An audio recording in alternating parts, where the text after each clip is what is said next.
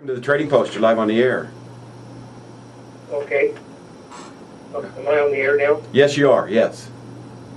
I was just calling in to say that I certainly agree with David's philosophy, and I think it all goes back to our Constitution and Bill of Rights and liberty and freedom, and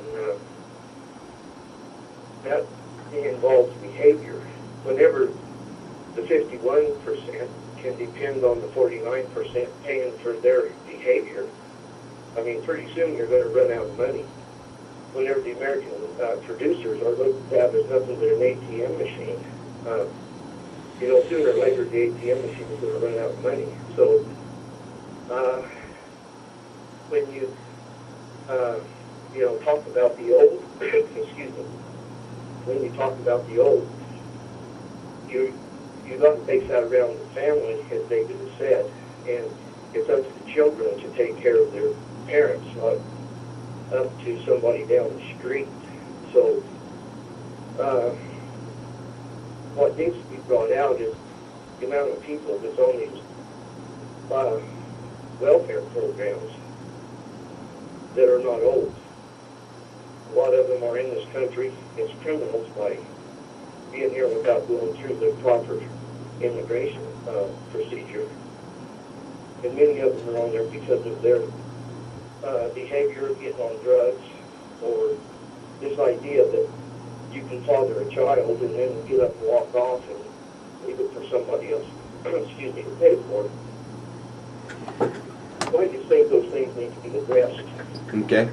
Well, I appreciate your call, and we'll do our best to do that, okay? Thank you. Yeah, let's You talk. take care. Thank you for calling. I want to throw Sure. something out there if we could. Go ahead. His points were right Oh, on. absolutely, they were. And we all are talking about the same things. But what shape or what form of government would we bring this down to?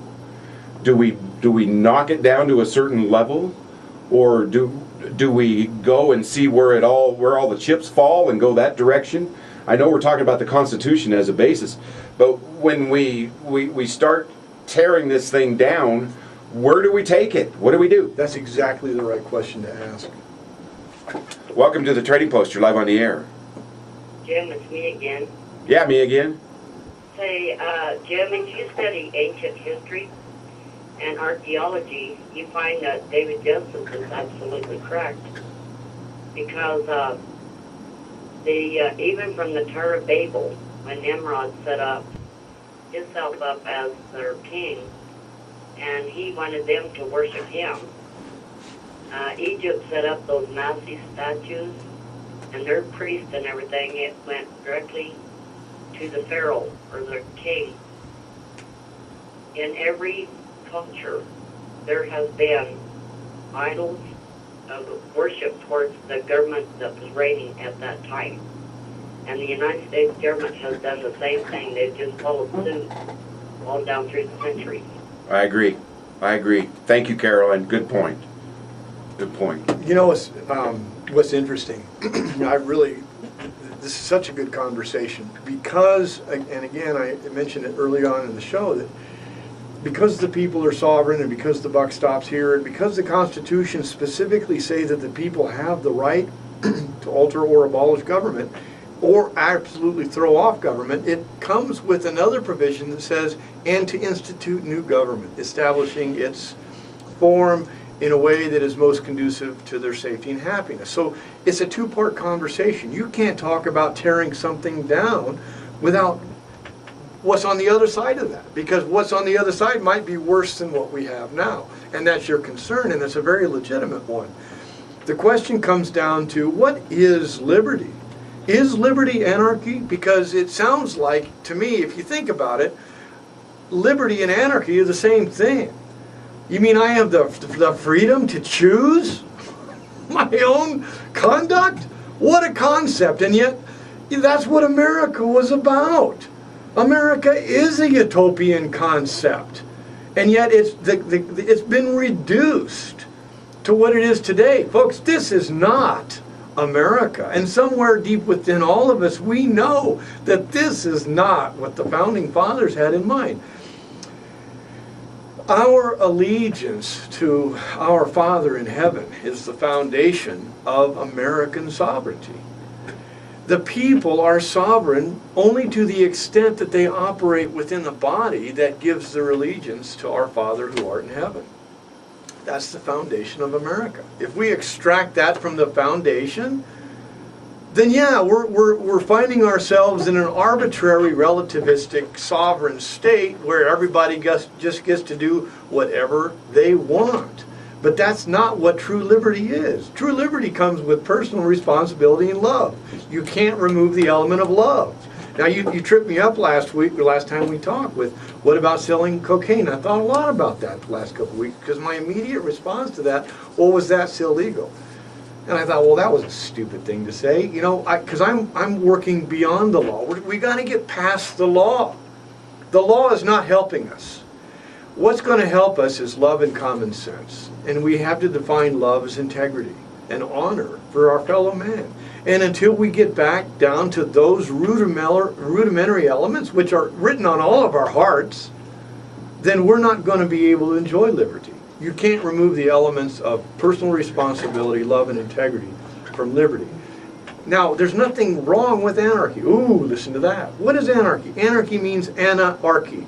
It means the absence of government. Well, if we have our Father in heaven as our true king, and we're accountable to this, then I'm bound by a love of a higher power to keep me in check. And that kind of love is what ultimately will save this country.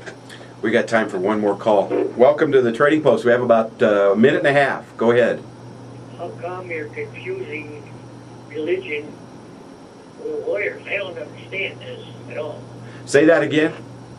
How come he's talking about religion and he's talking about politics at the same time?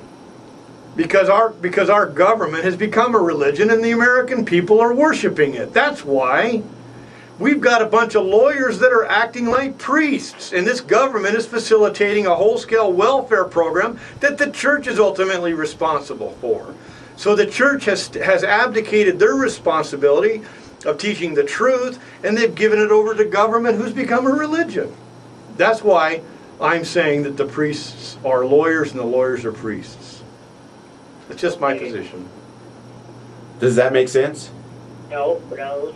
Okay. Okay. All right. I appreciate your call. Thank you. I'm coming from the place that humanism itself is a religion.